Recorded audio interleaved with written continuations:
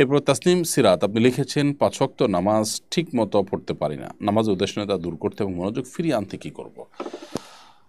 ভাই তাসনিম, নামাজে উদাসীনতা দূর করবার জন্য নামাজের গুরুত্ব বুঝেন এরকম মানুষগুলোর সাথে আপনাকে উঠা বসা করতে হবে। সেই সাথে আল্লাহ সুবহানাহু ওয়া তাআলার কাছে একটি দোয়া করবেন, কোরআনে বর্ণিত দোয়া, যেটি ইব্রাহিম আলাইহিস সালাম করেছেন, রব্বি জাআলনি মুকিমাস সালাহ ওয়া মিন যুররিয়্যাতি রব্বানা ওয়া তাকাব্বাল দুআ।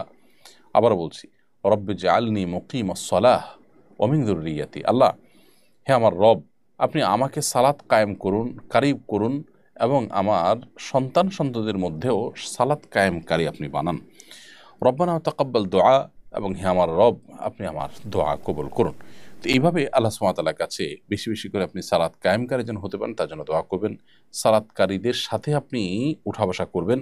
আর মনোযোগ সালাতের ধরে রাখার জন্য বিশেষভাবে লম্বা সময় নিয়ে, দীর্ঘ সময় নিয়ে যত আস্তে আস্তে নামাজ পড়বেন তত বেশি নামাজে মনোযোগ থাকবে ইনশাআল্লাহ তাআলা। ফরিদপুরে কথিত সুফিবাদ চর্চা ও লালনবাদের ছদ্মাবরণে অল্প বয়সী নারীদের খ্রিস্ট ধর্মে দীক্ষিত করার অভিযোগ উঠেছে একটা চক্রের বিরুদ্ধে।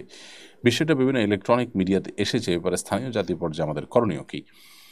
এই নিউজটি আমিও দেখেছি, কোনো কোনো গণমাধ্যমে উঠে এসেছে, বাট এইটার ব্যাপারে কোনো অ্যাকশনে যাওয়া হয়েছে, অর্থাৎ সরকারের তরফ থেকে কোনো অ্যাকশন নেওয়া হয়েছে বলে আমাদের জানা নেই।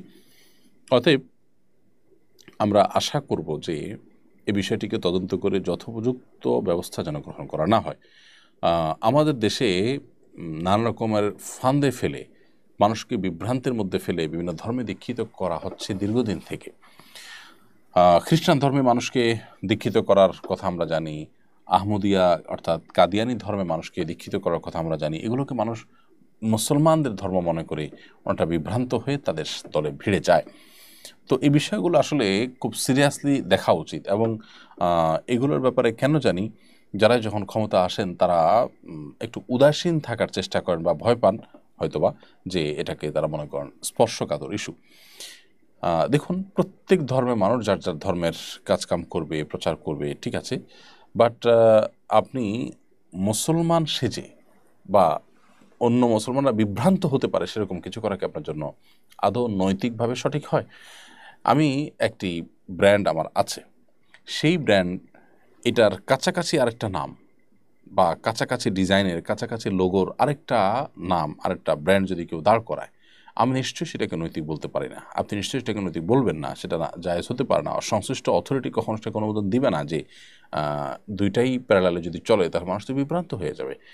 এবং এটা যে নকল, আপনি যেটা করেছেন এটা যে নকল, সেটা বোঝার অপেক্ষা রাখে না।